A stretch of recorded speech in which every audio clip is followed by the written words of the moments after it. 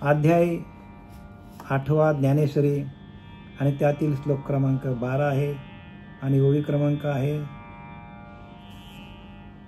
112. अक्षर ब्रह्म किंवा ब्रह्माक्षर, या ब्रह्माक्षरामध्ये ज्ञानोबांना काय सांगायचं आहे की जो ब्रह्म आहे त्या ब्रह्माची लोक माहिती घेतात, माहितीसाठी लोक वनवन फिरतात, पण ते माहिती असून फायदा नाही. कारण आपल्याला काय पाहिजे, त्या परब्रह्माशी एकरूप होऊन त्या परब्रह्माची आपल्याला अनुभूती यायला पाहिजे आणि अनुभवातून आपल्याला ते ज्ञान मिळालं पाहिजे. एकदा का अनुभव आले,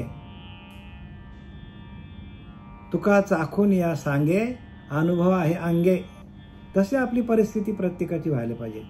म्हणजे अनुभवासाठी यायचं, इकडे माहिती घ्यायसाठी यायचं नाही. काय काय लोक ज्ञानी व्हायसाठी येतात आणि लोकांना ज्ञान सांगण्यासाठी इथे येतात आणि ऐकून लोकांना ज्ञान सांगतात, पण त्याच्याशी एकरूप होणं, त्याचं भजन करणं, त्या भजनानंदामध्ये जाणं आणि भजनानंदातून आपल्याला ध्येय ठेवता येणं, हे सगळ्यात प्रधान उद्दिष्ट आहे. ज्ञानेश्वरीचं प्रधान उद्दिष्ट काय आहे की त्या अक्षर ब्रह्म आपल्याकडेच आहे, पण त्या अक्षर तत्वाशी, अक्षर परब्रह्माशी एकरूप होऊन अंतकाली आपल्याला त्या परब्रह्म तत्वामध्ये स्वतःला ते ब्रह्माक्षर प्रगट करून त्या ब्रह्माक्षरामध्ये, त्या ओंकार तत्वामध्ये आपल्याला स्वतःला, आपला प्राण विलीन करता यायला पाहिजे. त्या नाद ब्रह्मामध्ये जाऊन आपल्याला तो प्राण आपल्याला स्वतःला ठेवता यायला पाहिजे. आणि मनोलय करता करता त्या मनोलयाच्या माध्यमातून जो आपल्याकडं स्वयंभू, आपल्याकडं ओंकार स्वरूप आहे, तो स्वयंभू प्रगट करून आपण स्वयंभू आहेत बरं का. प्रत्येक माणूस हा स्वयंभू आहे, ते परब्रह्म स्वयंभू आहे. प्रत्येक माणूस हा स्वयंभू आहे, पण त्या व्यक्तीला ते कळत नाही का, तर सद्गुरूला शरण जात नाही. म्हणून सद्गुरुविना सापडे ना सोय, म्हणून धरावे आधी आधी पाय सद्गुरूंचे. श्रीगुरूंचे पाय, ते ब्रह्मतत्व आपल्यामध्ये आहे आणि त्याला प्रगट करून त्याच्याशी एकरूप होऊन त्या भजनानंदामध्ये जाऊन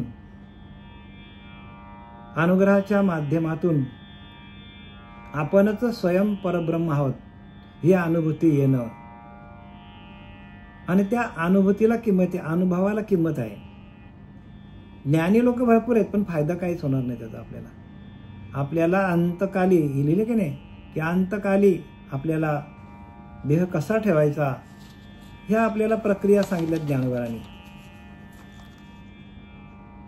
आणि ती प्रक्रिया कशी आहे, तर सहज आपल्याला ध्येय ठेवता यायला पाहिजे. का झाकल्या घटीचा दिवा नेनी जे काय झाले, केव्हा या रीती पांडवा जो ध्येय ठेवी, तो केवळ परब्रह्म. त्याला तो केवळ परब्रह्म तया परमपुरुष आहे नाम. बघा, तो परमपुरुष आहे आणि तो माझे निजधाम होऊन ठाके. माझ्या निजधामाला तोच येतो, बाकीचे येत नाही बरं का, सांगितलंय. आणि म्हणून एवढं ज्ञानोबांनी आपल्यासाठी त्रास घेतलेला आहे. जगाच्या कल्याणा संतांच्या विभूती आहेत या. आणि अशा ज्ञानोबा आहेत आपले कोण आहेत, परब्रह्म आहेत. तुकोबा आहेत आपले परब्रह्म आहेत. नाथ बाबाच आपले परब्रह्म आहेत. कारण ते प्रत्यक्ष त्यांनी लिहून ठेवलेला सगळा.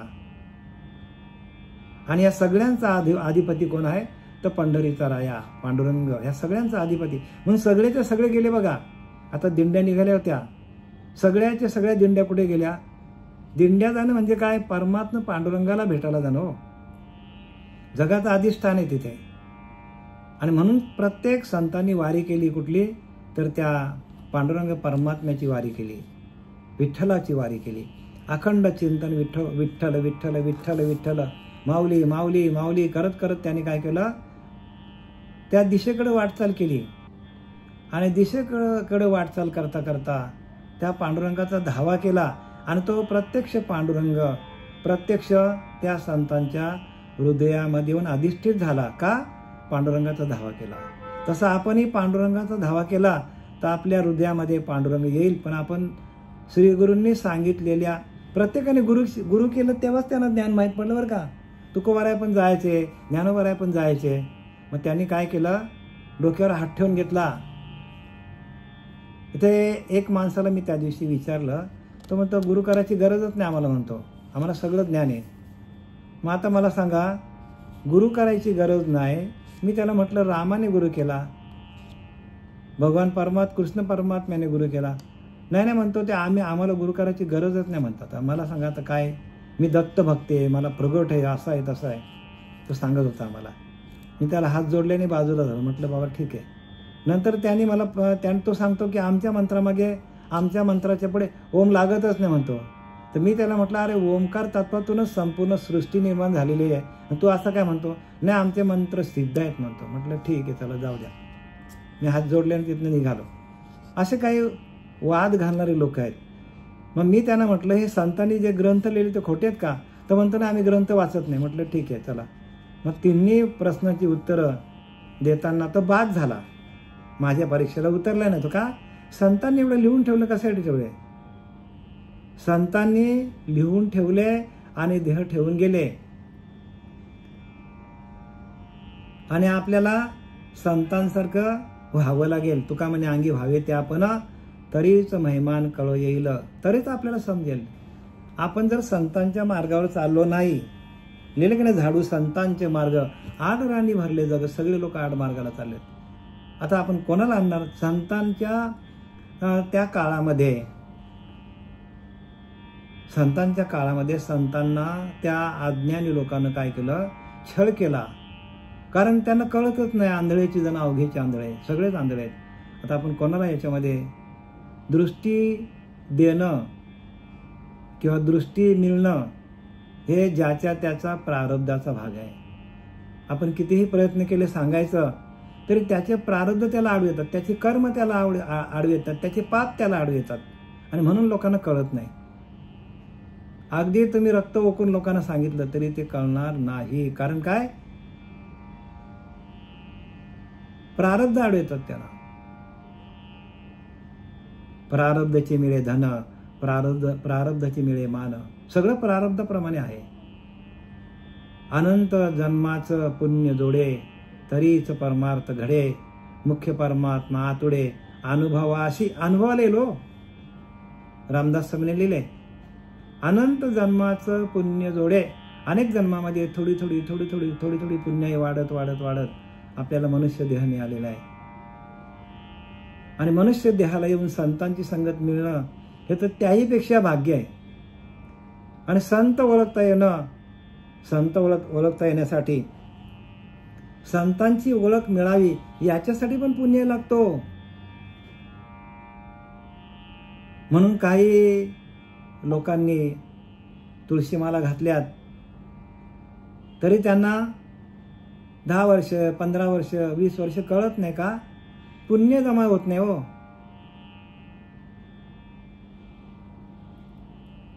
अनेक जन्माचं पुण्य जमा व्हावं लागतो. एकदा का पुण्याचा साठा वाढला, एकदा का लौकिकामध्ये एकदा का माणसाकडे संपत्ती आली, कोणाकडं 10 लाख आले, कोणाकडे 50 लाख आले, धंदा करता करता कष्ट करू ना बरं का, कोणाकडे 2 करोड आले, कोणाकडे 10 करोड आले. मग तसा तसा धंदा त्याचा वाढत जातो. तसा द्वैतामध्ये वेगळ्या वेगळ्या प्रकारच्या कंपन्या स्थापन करतो. कोणी बिल्डर बनतो, कोणी आर्किटेक्ट बनतो, कोणी इंजिनियर बनतो. का, तर पुंजीजवळ आली.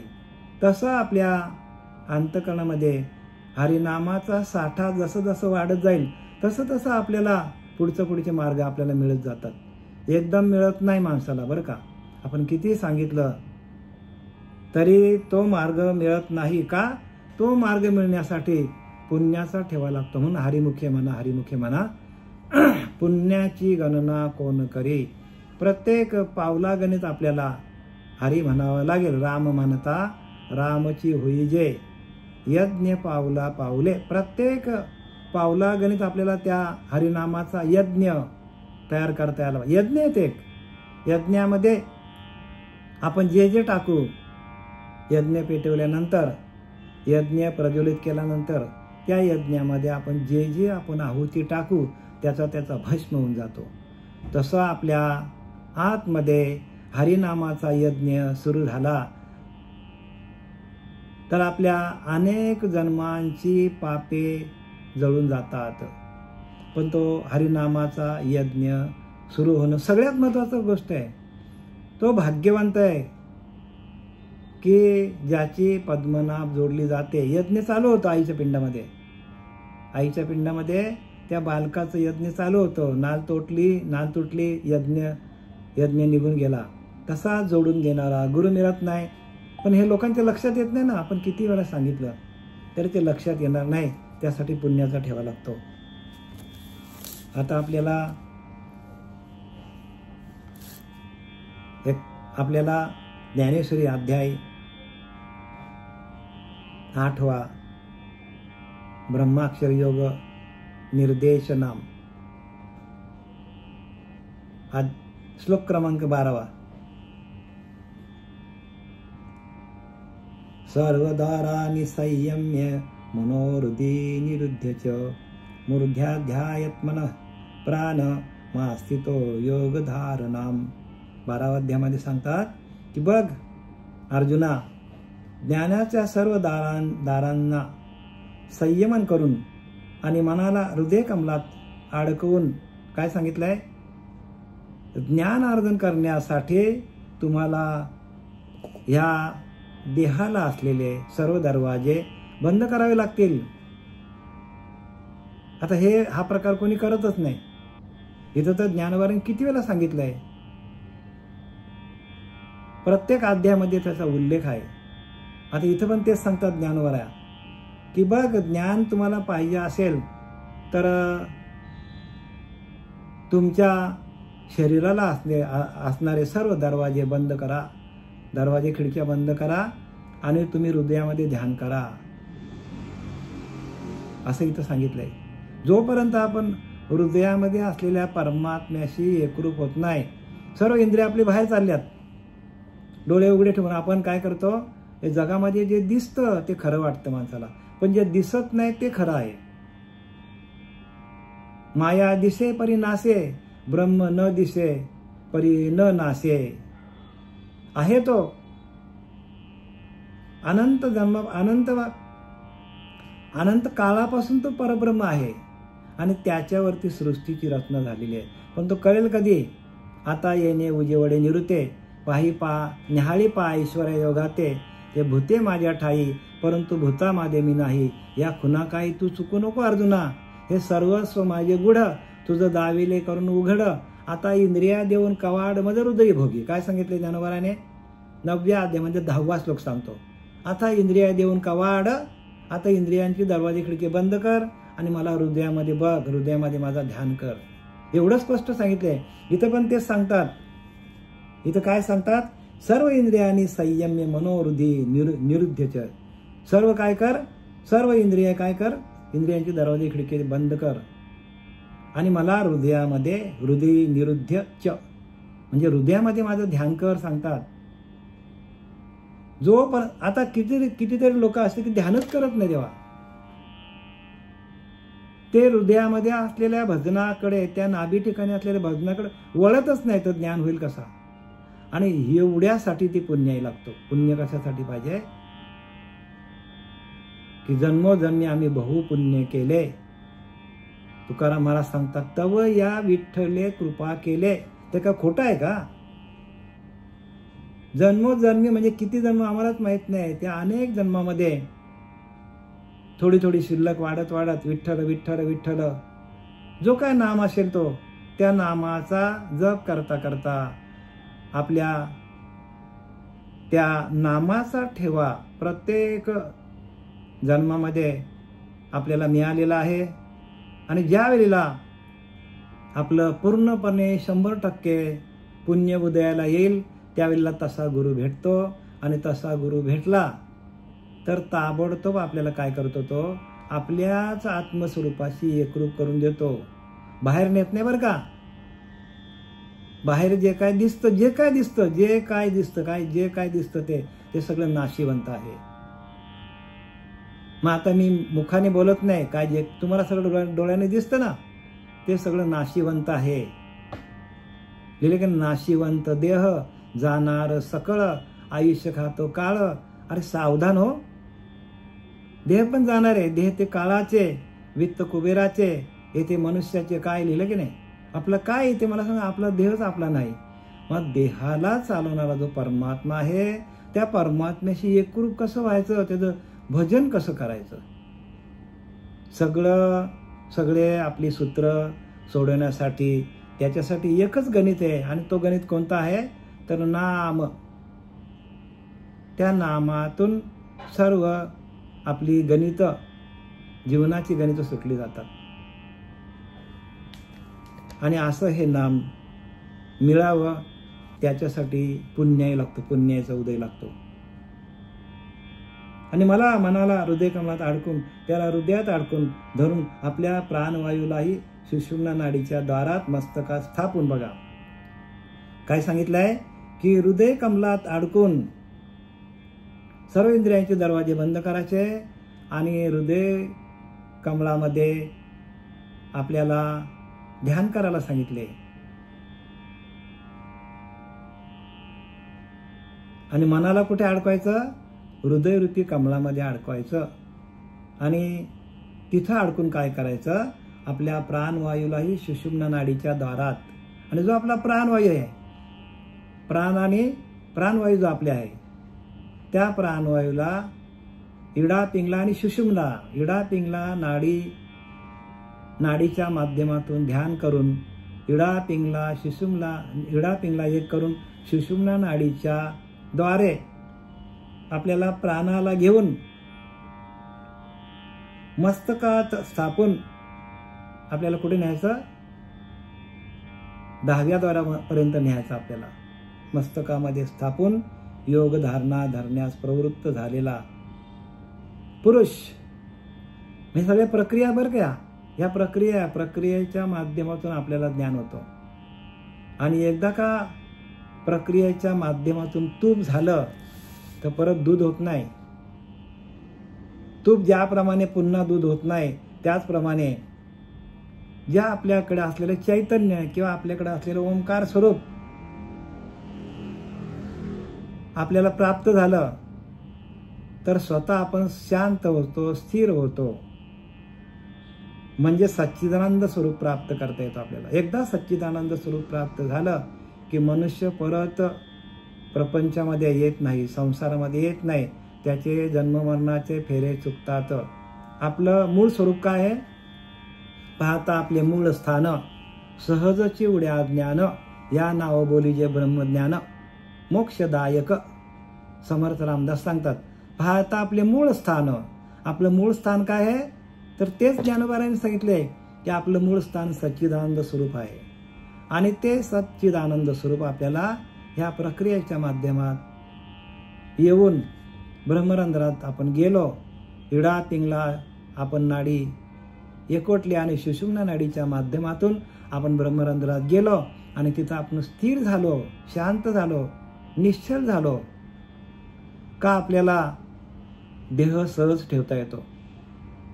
त्या हृदयामध्ये असलेलं नाद ब्रह्म, त्या नाद ब्रह्माच्या माध्यमातून जे होणारे ओंकार स्वरूपाचं जे तत्व आहे, हे ओंकार तत्व आहे की ओंकार ध्वनी आहे, त्या ध्वनीच्या नाद ब्रह्माच्या माध्यमातून आपल्याला ब्रह्मरंध्रात जाऊन स्थिर होता येतो. आणि एकदा का ते ध्वनी सुरू झाले का आपल्याला देहाचा पूर्ण विसर पडतो.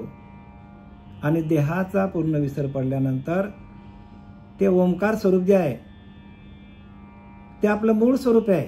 आणि त्या स्वरूपाशी आपण एकरूप झाल्यानंतर आपला मनोलय होतो, देहाचा विसर पडतो. आणि मूळ ध्वनी काय आपला की ओम तत्व आहे. आणि त्या ओम तत्वामध्ये आपल्याला विलीन होता येतो. आणि तसा देह ठेवता आला तर तो केवळ परब्रह्म तया परमपुरुष ऐसे नाम तो माझे निजधाम होऊन ठाके. तो माझ्या निजधामाला येतो असं सांगितलंय ते. आता आपण ओव्यांकडे वळूया बरं का. परी ते तरीच घडे, परी ते तरीच घडे, जरी संयमाची अखंडे, सर्वदारे कवाडे कळासती. परंतु ज्यावेळेस इंद्रियांची दारे निग्रहाने बंद असतात तेव्हाच ही गोष्ट घडते. बघा काय सांगितलंय, बघा इथं स्पष्ट सांगितलंय.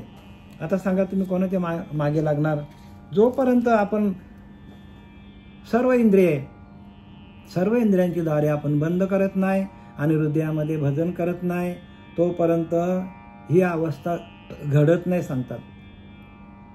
म्हणजे परमात्म्याची प्राप्ती होत नाही असं ज्ञानोबांनी इथे स्पष्ट सांगितलंय. परंतु ज्या वेळेस इंद्रियांची द्वारे निग्रहाने बंद असतात, म्हणजे इंद्रिय निग्रह करावा लागेल. इंद्रिय निग्रह कुठं होतो, जर आपण आत्मसुखामध्ये गेलो, जर आपण त्या आत्मतत्वाशी एकरूप झालो, जर आपण हृदयामध्ये भजन सुरू केलं, हृदयातलं भजन आपलं सुरू झालं. हृदयामध्ये त्या दिवशी मी तुम्हाला सांगितलं की हृदयामध्ये भजन केल्यानंतर 21,600 वेळा आपले दिवसात 21,600 वेळा जप होतात आपले. 21,600 जपा, नेमून गेले जपा, विचार पाहता सोपा, सगळा परमार्थ सोपा आहे हो. पण 21,600 कडे कोणाचंच लक्ष नाही. 24 तासामध्ये 21,600 जपा होतात. आणि तीच जपा आपण हृदयामध्ये ध्यान केलं, नाभीच्या ठिकाणी 21,000, तीच जर आपण हृदयाच्या ठिकाणी आपण जप केलं तर 1,00,000, बरं का, 1,00,000 वेळा आपले मंत्र होतात. किती वेळा होतात? 1,00,000 वेळा. आपण 1,02,000 वेळा असं काहीतरी आहे गणित ते. तर तेवढं आपलं जप होतं हृदयामध्ये. आणि म्हणून लिहिले त्यांनी की सर्व इंद्रिय काय कर, तरी इंद्रिया देऊन कवाड मज हृदय भोगी. इंद्रियांची दरवाजे खिडके बंद कर, म्हणजे डोळे बंद कर, नाकातला श्वास जो स्थिर कर, कान बंद कर. सगळी नवदारे आपल्यात, ती नवी दारी रोधुनी, श्वास नेमनी, आत्मा कोंडी त्रिकुट भवनी, तोच योगी जाण पार्था. लिहिले की नाही ज्ञानोबाराने. हे सगळे प्रक्रिया आहेत बरं का, ह्या सगळ्या प्रक्रिया आहेत.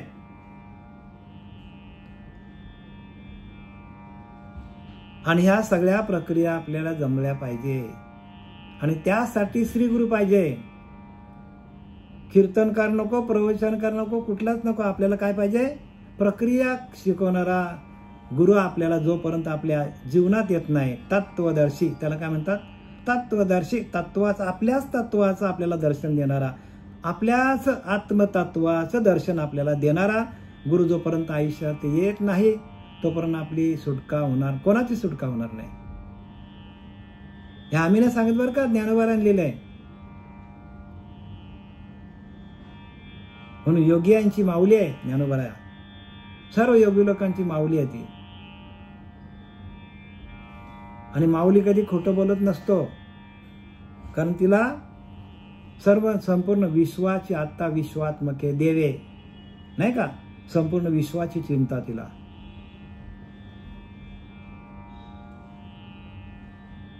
तरी सहज मन कोंडिले, हृदयीचे असले उगले, जैसे करचरणी मोडले, परिवारून संडी. आता इथं हृदयामध्ये गेल्यानंतर असं भजन होतं सांगतात की असे झाले म्हणजे मग मन सहज कोंडले जाते. हृदयामध्ये आपण सर्व इंद्रियांच्या वृत्ती आपल्या एका आत्मस्वरूपाकडे आणल्या.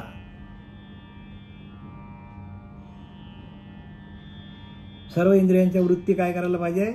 सगळ्या वृत्ती आपल्या बाहेर जातात. डोळ्यातून वाईट बघणं, कानातून वाईट ऐकणं, नाकातून नको ते मस्तर करणं डोकाचा, हातातून नको ते कर्म होतात. ही सगळी कर्म आपली कधी बंद होतील? तर आपण एका हृदयरूपी कमळामध्ये आपण त्या भगवंताचं ध्यान केलं. आणि म्हणून नामाला एवढं महत्व आहे. ते नाम तुमच्या हातात यायला पाहिजे. हरियाला हाता मग काय भय चिंता. तुका म्हणे हरी काही उरो न देवरी. तुका म्हणे हरी काही उरण देऊरे, काही आपल्याला कुठले निशंक होतं माणूस. भगवंताच्या प्राप्तीसाठी आपल्याकडं कुठलीच शंका राहत नाही. शंका तुम्हीच दूर करायच्या, पण त्या सर्व प्रक्रियेच्या माध्यमातून होतील.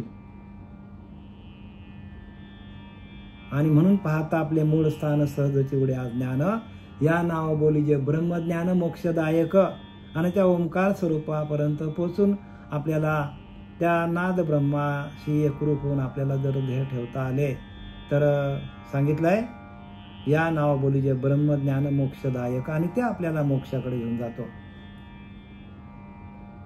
ज्याप्रमाणे हातपाय मोडलेला प्राणी आपले घर सोडत नाही. हातपाय मोडलेला प्राणी, एखाद्याचा हातपाय मोडले किंवा हातपाय तुटले एखाद्या माणसाचे, तर तो घरामध्येच बसून राहतो. त्याला घराच्या बाहेर जाता येत नाही.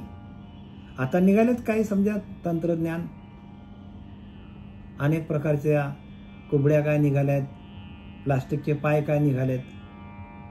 पण तो जसा पहिले धावायचा तसं धावू शकत नाही. का? तर त्याचे हातपाय बसून गेले.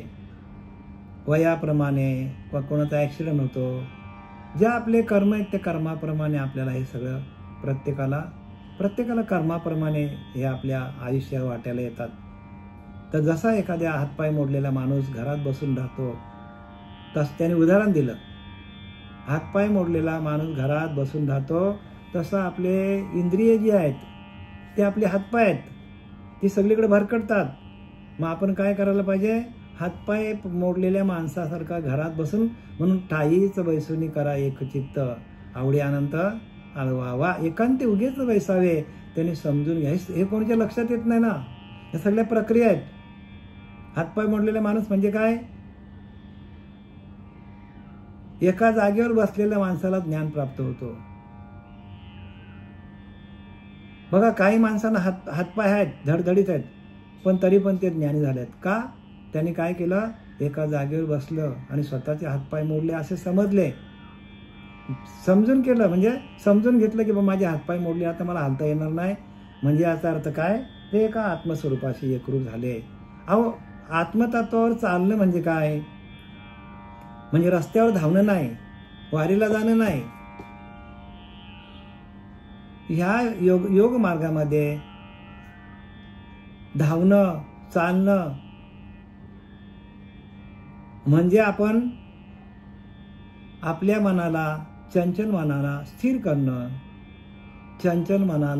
स्थिर करणं, एकाग्रचित्त करणं. हे आत्मतत्वाच्या मार्गामध्ये, आत्मबोधाच्या मार्गामध्ये, आत्मानंदामध्ये सर्व इंद्रियानं काय करायचं? एका आत्मतत्वाकडे, आत्मदेवाकडे आणायचं आणि त्याच्याशी एकरूप राहायचं आणि आपलं मन स्थिर करायचं. जो मन वाऱ्यासारखा फिरतो, धावतो, त्या मनाला काय करायचं? तर एकाग्र चित्त करायचं. चित्त एक झाला, तुमचं मन फिरायचं कधी थांबेल? ज्या वेळेला तुमचा श्वासोच्छ्वास शांत होईल, येणारा श्वास जाणारा श्वास एकदम स्थिर होईल. जसा समुद्रामध्ये वारा आहे तोपर्यंत लाटा दिसतात, वारा थांबला की लाटा थांबतात, पाणी शांत होतो. पाणी शांत झालं की आपल्याला समुद्राच्या तळापर्यंत काय ते आपल्याला स्पष्ट दिसतो. पण त्याच्यावर लाटा असती तर, आणि लाटा कशाने तयार होतात? तर वाऱ्याने. तसा आपला श्वास जो आहे, तो श्वास जर आपला स्थिर झाला, शांत झाला, तर आपल्या आत्मतत्वाकडे असलेले अनुभव आपल्याला येतात. आत्मानंद वाटतो, आत्मशांती, सुख, समाधान हे कधी आपल्याला येईल? तर ज्या वेळेला आपला इडा आणि पिंगला एकवटली जाईल आणि सुषुम्ना नाडी चालू होईल आणि स्थिर व्हा आपण, आणि प्राणाला आपल्या भ्रुकुटीमध्ये आणून ते ब्रह्मानंदामध्ये कसं न्यायचं, ही जी क्रिया आहे, ही क्रिया आपल्या लक्षात आली. आणि जर हे सगळं बरं का, हे सगळं श्रीगुरूंची कृपा झाली तरच होतं. अन्यथा आपण आपल्या मताने, आपल्या मते चिखलो गा कालवू नको रे, हरिभजना विन काळ. मग ते आपल्या मताने नाही करायचं आहे. हे गुरुची कृपा असेल तर. ज्ञानोबा सांगतात की नाही, स्वतःला समजतात एरवी तरी मी मूर्खू, जरी झाला अविवेकू तरी संत कृपा दीपकू सोजूला असे. संत कृपा हाच दीपक आहे आणि संतांची कृपा हाच दिवा आहे आणि त्या दिव्याच्या प्रकाशात आपल्याला ब्रह्मरंध्रात जाता येतो. संतांची कृपा हाच दिवा आहे, असं कोणालाही जाता येत नाही. कृपा पाहिजे. काय पाहिजे? संतांची कृपा पाहिजे. सद्गुरु कृपा तेच गुरु किल्ली. सद्गुरूची कृपा हीच गुरु किल्ली आहे, जेणे ज्ञानदृष्टी प्रकाशले. संतांच्याकडे किल्ले आहे ते. तुका म्हणे किल्ले आणि संत हाती दिली. संतांच्या हातामध्ये म्हणून काही करू नका, संत सेवा करावं. संतांच्या सेवेच्या माध्यमातून जर संत प्रसन्न झाले तरच हे ज्ञान प्राप्त होतो. म्हणून सद्गुरु सेवा हेची उत्तम देवा.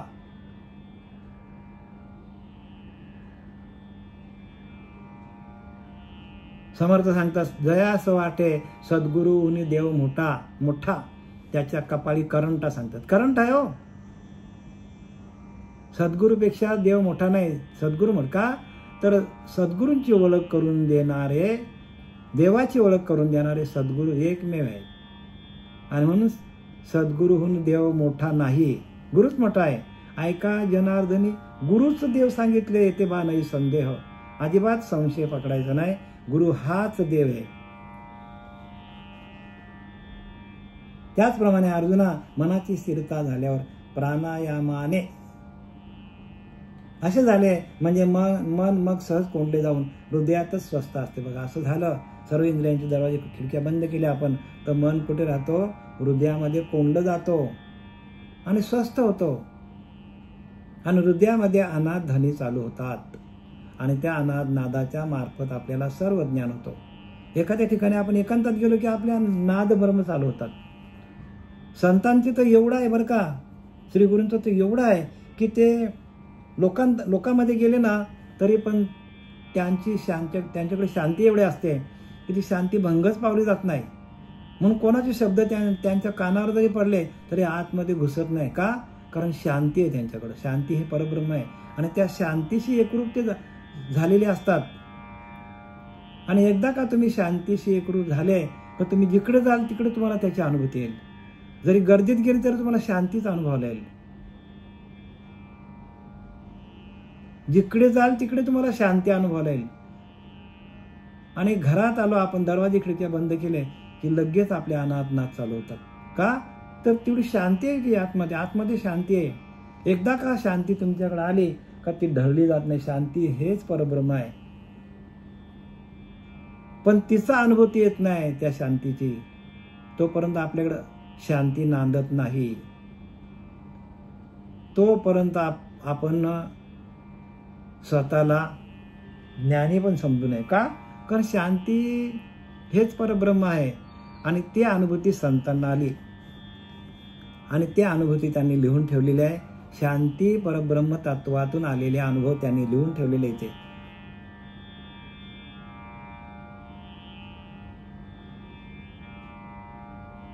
तैसे चित्त राहिलिया पांडवा, प्राणांचा प्रणवची करावा. मग अनुवृत्ती पंथे आणावा मृध्वीवरी. काय सांगितलंय? तैसे चित्त राहिलिया पांडवा, म्हणजे मन जर स्थिर झालं, त्या चित्तामध्ये ते नाम गेलं, चित्तामध्ये भजन चालू झालं. ज्ञानदेव चित्ती हरिपाठ नेमा, मागील या जन्मा मुक्त झालो. सगळ्या जन्मातून मुक्त होतो. मागे जेवढे ज्या ज्या जन्मामध्ये आपण जे जे काय आपण पाप केलेलं आहे त्या सगळ्यांची खंडणी होतो. मागील या जन्मा मुक्त झालो आणि पुढच्या जन्मातून मुक्त होतो माणूस. पण ज्ञानदेव चित्ती, चित्तामध्ये इथं काय लिहिलंय? तैसे चित्ती राहिली या पांडवा. ते ध्यान चित्तामध्ये गेलं, ते नाद ब्रह्म चित्तामध्ये प्रगट झालं. चित्ती प्रगटे चैतन्य घन, मग मनची होय उन्मन, बुद्धी निश्चय पूर्ण परब्रह्मी. आपणच परब्रह्म आहोत. समूळ मावलेले अज्ञान निघून जातो. कैची बुद्धी कैचे मन, मन पण राहत नाही, बुद्धी पण राहत नाही. बुढाले चित्ताचे चित्तपण ब्रह्म परिपूर्ण कोंदाटे. आपल्याला अनुभव येतो की ते परब्रह्म मीच आहे, अहम ब्रह्मास्मी, आपणच परब्रह्म. हे सगळ्या अनुभूती घ्या बरं का. हे सगळ्या अनुभवाचे बोलेत, ज्ञानवारांनी लिहिलेत, तसे तुम्हालाही अनुभव येतील. मनाची स्थिरता झाल्यावर प्राणायामाने ओंकाराचे ध्यान करावे. बघा, मन स्थिर झालं, हृदयामध्ये भजन चालू झालं, त्या नाद ब्रह्माशी एकरूप झाल्यानंतर, हृदयामध्ये नाद ब्रह्म सुरू झाल्यानंतर प्राणायामाने ओंकाराचे ध्यान करावे. म्हणजे जो आपला प्राण जातो येतो त्या प्राणामध्ये प्रणव तयार होतो. ओंकार ध्वनी चालू होतात, नाद ब्रह्म ओंकाराचे चालू होतात आणि मग प्राणवायू क्रमाक्रमाने ब्रह्मरंध्रा परत आणावा आणि त्या नाद ब्रह्माच्या माध्यमातून प्राणवायू आपल्याला कुठे न्यायचा आहे? ब्रह्मरंध्रात घेऊन जायचा. प्राणवायू काय करायचा? त्या सहस्त्रदल चक्रामध्ये न्यायचा आपल्याला. आणि मग सहस्त्रदल चक्रामध्ये गेल्यानंतर आपल्याला तिथे त्याचा आकाशी मिळे न मिळे तैसा धरावा धारणा बळे, जवळ मात्रा त्रय मावळे अर्धबिंबी. मग आकार, उकार आणि मकार ही त्राई अर्धमात्रेत मिळेपर्यंत धारणा शक्तीच्या बळाने प्राणवायू हृदया ब्रह्माकाशात मिळतो अशा बेताने धरावा. मग तिथे गेल्यानंतर ब्रह्मरंध्रात काय सांगतात? आकार, उकार आणि मकार. ज्ञानवारांनी लिहिले की नाही पहिल्यांदाच? आकार चरण युगल, उकार उदर विशाल, मकार महामंडल मस्तकाकार. हे तिन्ही एकवटले जेथे तेथे शब्द ब्रह्म कवलले, तेम्या नमिले आदिबीज. मग आदिबीज आपल्या हातात येतो. आकार चरण युगल. बघा काय म्हणजे चरणापर्यंत, म्हणजे कमरेपर्यंत जो भाग आहे तो आकार आहे. मकार आकार चरण युगल, उकार उदर विशाल, म्हणजे हा पोटाचा भाग आहे, तो उदर आहे आपला, तो उदर विशाल आहे, तो आकाश तत्व आहे तिथे. मकार महामंडल म्हणजे हा जो वरचा भाग आपला जो आहे मानेच्या वरचा, तो मकार. आकार उकार मकार. मकार महामंडल मस्तकाकार. हे तिन्ही एकवटले जेथे, हे तिन्ही कुठे एकवटतात? तर आपल्या या भ्रुकुटीमध्ये एकवटले जातात. तेथे शब्द ब्रह्म कवलले. तेथे आपल्याला दिलेला जो नामाचा शब्द आहे तो शब्द तिथे भ्रुकुटीमध्ये येतो. ते म्या नमिले आदिबीज. आणि तिथून काय होतं? तिथून आपल्याला ब्रह्मरंध्रात जाता येतो. आणि ब्रह्मरंध्रात गेल्यानंतर ती स्थिती कशी असते? ऐका. प्राणवायू ब्रह्माकाश मिळतो अशा बेताने धरावा. प्राणवायूला आपल्या ब्रह्माकाश म्हणजे ब्रह्मरंध्रात नेऊन स्थिर करायचं. आणि मग ते चैतन्य आहे, ते नाद ब्रह्म जे आपल्याकडे तयार झालेलं चैतन्य आहे, ते बाहेर असलेल्या चैतन्यामध्ये, बाहेर म्हणजे आपल्या शरीराच्या बाहेर एक चैतन्य आहे, आपल्या आतमध्ये एक चैतन्य आहे, नाद ब्रह्म आहे. ते पूर्णपणे ब्रह्मांडात असलेल्या त्या नाद ब्रह्माशी, त्या चैतन्याशी आपल्याला एकरूप करता यायला पाहिजे. लेकिन आत हरी, बाहेर हरी, हरीने मध्ये व्यापिले. आतला हरीचं तत्व बाहेरच्या तत्वाशी एकरूप केल्यानंतर ह्या देहाचं काय काम आहे का? तेव्हा सांगितलं, देह जावो अथवा राहो पांडुरंगे दृढ भाव. तो देह जावो अथवा राहावं. तुकाराम महाराज म्हणतात की नाही, देहाच्या निरसने पाविद्या ठाया, पाविजे या ठाया, माझी ऐशी काया जव नव्हे.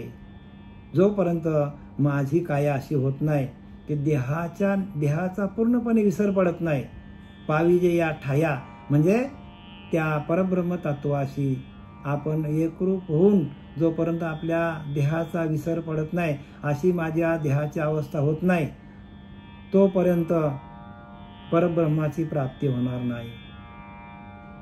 मग परब्रह्माची प्राप्ती कधी आहे?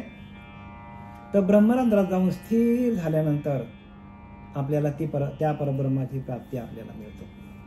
म्हणजे आपल्याला ब्रह्मरंध्रात या नाद ब्रह्माला किंवा त्या सोहम तत्वाला आपल्या ब्रह्मरंध्रात घेऊन जाऊन तिथे आपल्याला जी अनुभूती येते नाद ब्रह्माची किंवा ओंकार तत्वाची जी अनुभूती येते त्या अनुभूतीच्या माध्यमातून आपल्याला आपला मनोलय होतो. आणि मनोलय झाल्यानंतर जे चैतन्य निर्माण होतो, स्वतंत्र चैतन्य एक निर्माण होतो. स्वतंत्र बरं का, स्वयंभू चैतन्य ते. आणि ते चैतन्य म्हणजे तूप आहे. तूप जसं दुधाचं तूप झालं की परत दूध होत नाही, तसं एकदा आपण परब्रह्माशी एकरूप झालो तर परत आपण संसाराकडे येत नाही. मग तिथे आपल्या जन्ममरणाचा फेरा आपल्यालाच आपली आपण करा सोडवण याला म्हणतात. बोलून सोडवण नाही बरं का, नाही तर लोक आपले आपण करा सोडवण, संसार बंधन तोडा वेगळी, हे ते त्याचा अर्थ तो नाही. त्याचा अर्थ ब्रह्मरंध्रात गेल्यानंतर आपल्याला त्या परब्रह्म तत्वाशी एकरूप होऊन आपल्याला या देहाचा नाद ब्रह्मात जाऊन जे स्वतंत्र चैतन्य आहे ब्रह्मरंध्राच्या वरती सर्व ब्रह्मांडामध्ये, त्या ब्रह्मांडामध्ये विश्वव्यापक असलेली शक्ती, त्या शक्तीमध्ये आपल्याला मनाचा लय करता यायला पाहिजे. आणि त्याला सांगितलं आपली आपण करा सोडवणं, संसार बंधन तोडा वेगी, म्हणजे परत जन्माला येणं नाही, हा चक्र आपल्याला तोडता येतो. ती साखळी आहे ती तोडता यायला पाहिजे.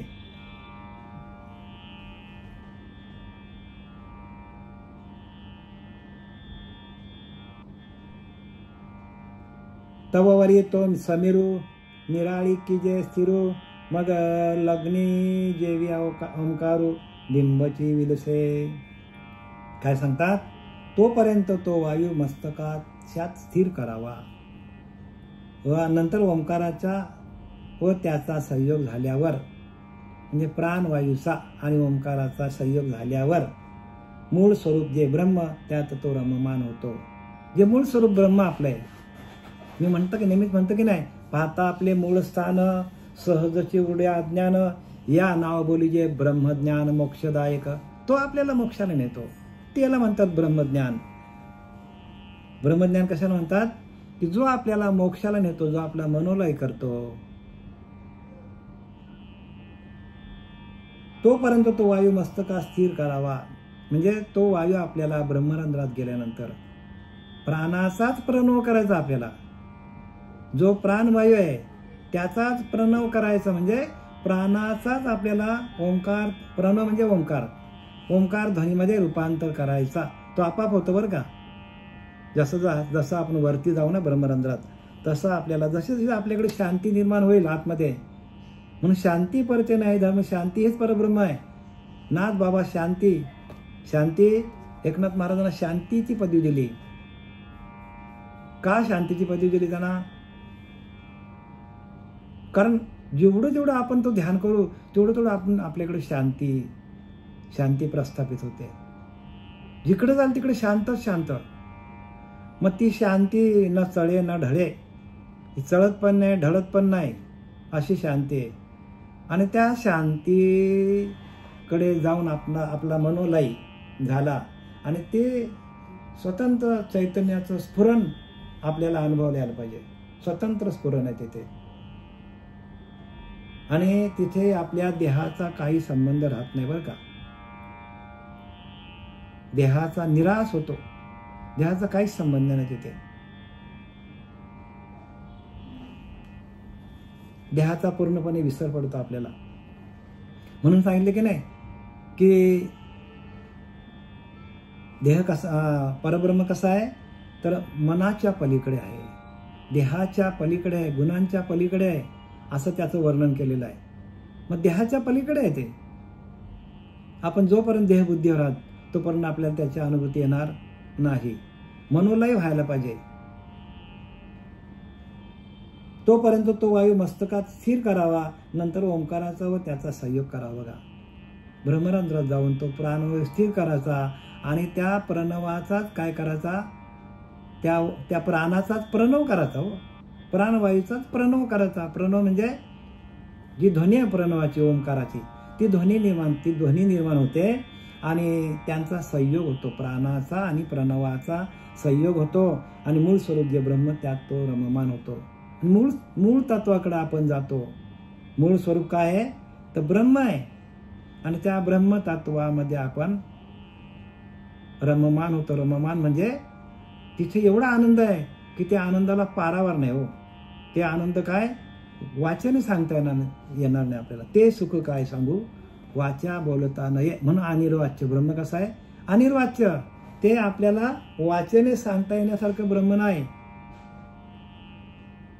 पण संतांनी आपल्यालाच ते सगळं दिलेलं आहे. परब्रह्म ते सकळान परते तया असं पाहता आपणच ते आपणच आहोत ते. पण हे कळे अनुभव मते सद्गुरू केलिया. मग आपण तसा सद्गुरू केलाय का? आपला अनुभव तसा आलाय का? बघा ज्ञानोबारायाप्रमाणे हे कळे अनुभव मते समर्थ रामदासांनी लिहिलंय. परब्रह्म ते सकळान परते तयास पाहता आपणच ते आपणच परब्रह्म. हे कळे अनुभव मते सद्गुरू केलिया. मग तसा सद्गुरू करायला पाहिजे हो. अनुभव पाहिजे. अनुभव आत्मा अनुभवे चोखळलेल्या वाटा. आत्म्याचा अनुभव याला, आत्मतत्वाचा आत्मदेवाचा आपल्याला अनुभव यायला पाहिजे. तरच वाटा आपल्या चोख होणार आहेत. एकदा का मी आता तुम्हाला सांगितलं, एकदा का दुधाचं तूप झालं तर परत दूध होत नाही. एकदा का ऊसाच्या रसातून साखर झाली तर परत ऊस होत नाही. तसं स्वरूपी जो मिळाला स्वरूपच झाला. मग तो पडून राहिला अथवा उठून पळाला तरी चालेना. येथे कारण अंतरस्थिती अंतर लागले भगवंती तो साधू हो. तो साधू सांगितलंय. स्वरूपच झाला. आपल्या स्वरूपामध्ये स्थित झाला. मग तो पडून राहिला. कुठं पण गेला, पडला काय, उठला काय, चालला काय, धावला काय, त्याला फरक पडत नाही. अथवा उठून पळाला, एका जागेवर बसला काय ना, तो लोकांच्या कल्याणासाठी निघाला काय बाहेर. श्रीपाद बाबांसारखा, रामदास बाबांसारखा, दिवेकर बाबांसारखा, तुकोबारासारखा, ज्ञानोबारासारखा, जनाबाई सारख्या, मुक्ताबाई. तो पळाला काय, उठला काय, जागेवर राहिला काय, स्वरूपच झाला. आपल्या आत्मस्वरूपाशी एकरूप झाल्यानंतर ही अनुभूती येते त्यांना, संतांना. स्वरूपच झाला. मग तो पडून राहिला अथवा उठून पळाला तरी चळेना. येथे कारण अंतरस्थिती बघा, आतमध्ये स्थिती बांधली जाते. अंतरस्थिती बांधता अंतरी संशय गेला ब्रह्मांडाबाहेरी. संशयच राहत नाही. आपणच परब्रह्म आहोत. अहम ब्रह्मास्मी. जाणून घ्या तुम्हीच परब्रह्म आहात. तरी तो चळेना. येथे कारण अंतरस्थिती अंतर लागले भगवंती. आपला अंतकरण भगवंतामध्ये, त्या भगवत भजनामध्ये रममान होतो. तोची साधू, त्याला साधू म्हणतात हो. साधू म्हणजे वेशधारी साधू नाही. ज्याच्या अंतकरणामध्ये स्वरूपाचा अनुभव आला, स्वरूप आनंदामध्ये गेला, तो साधू. म्हणून दया अंतरी भगवंत. तो आचेला राहायला निवांत. तो स्वभावे जे बोलत ते ब्रह्मनिरूपण आपल्याला ऐकायला मिळतं. म्हणून काही नका करू महाराजांनो. काय करा माहिती का?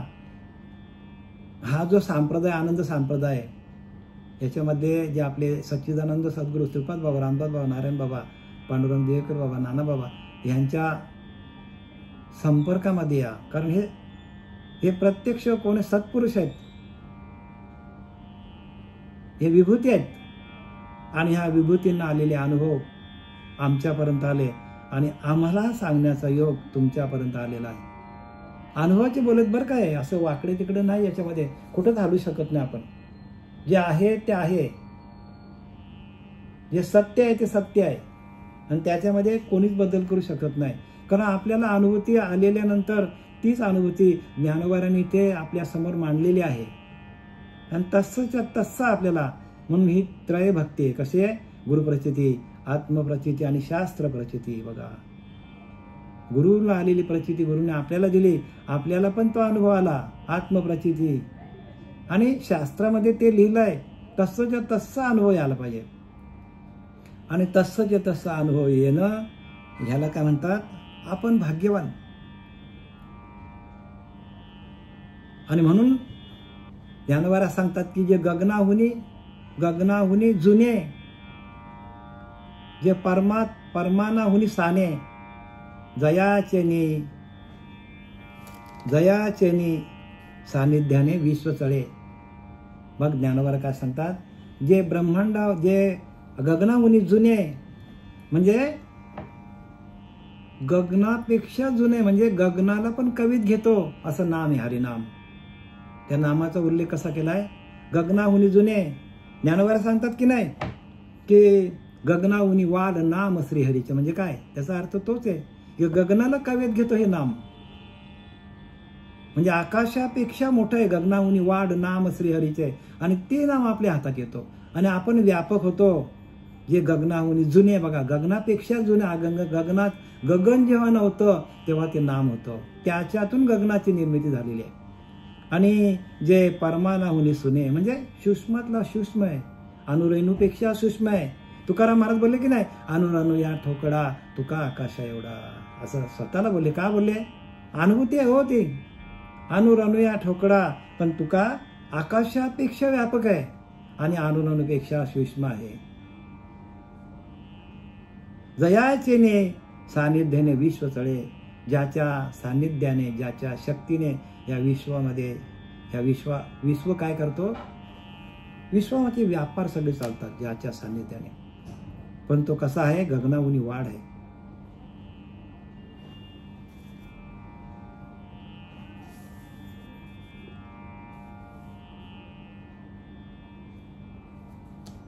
गगनाहुनी वाढ नाम श्रीहरीचे. आणि म्हणून ही जी सेवा जी आता ही आम्हाला करण्याची संधी मिळालेली आहे, हे आपले सच्चिदानंद सद्गुरू या आनंद संप्रतले सच्चिदानंद सद्गुरू श्रीपाद बाबा, रामदास बाबा, आपले पांडुरंग देवेकर बाबा, नारायण बाबा, नाना बाबा, रोहिदास बाबा, ह्या सगळ्यांच्या कृपा आशीर्वादाने प्रत्येक साधकाला त्या सिद्धाचं स्पर्श झालं. हे स्पर्श जोपर्यंत डोक्यावर हात ठेवणारा गुरु मिळत नाही तोपर्यंत हे ज्ञान प्रगट होणार, कुंडलिनी जागृत होत नाही, तोपर्यंत हे ज्ञान होणार नाही. कुंडलिनी जागृत करून घ्या. कुंडलिनी जागृत केल्यानंतर आपल्याला काही करायची गरज लागत नाही, कारण आपल्यामध्ये असलेला परमात्माच आपल्याला आपलं सगळं कार्य चालू करून घेतो. पण आपल्याला ते प्रगट नाही, त्यामुळे आपण देहबुद्धीवर आहोत. आणि देहबुद्धीच्या नरा थोर चिंतेचा आडधरा. आपल्याला चिंता का लागतो, आपली देहबुद्धी चालते, आपली जास्त देहबुद्धी चालते. संकल्प विकल्पाचा मारा देहबुद्धी अनिवार्य. आपले संकल्प विकल्पच आपल्याला त्रास देतात, आणि संकल्प विकल्प गेले की आपणच परमतत्व आपणच आहोत.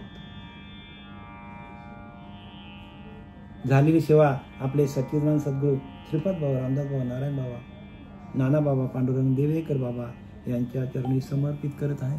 पुंडलिका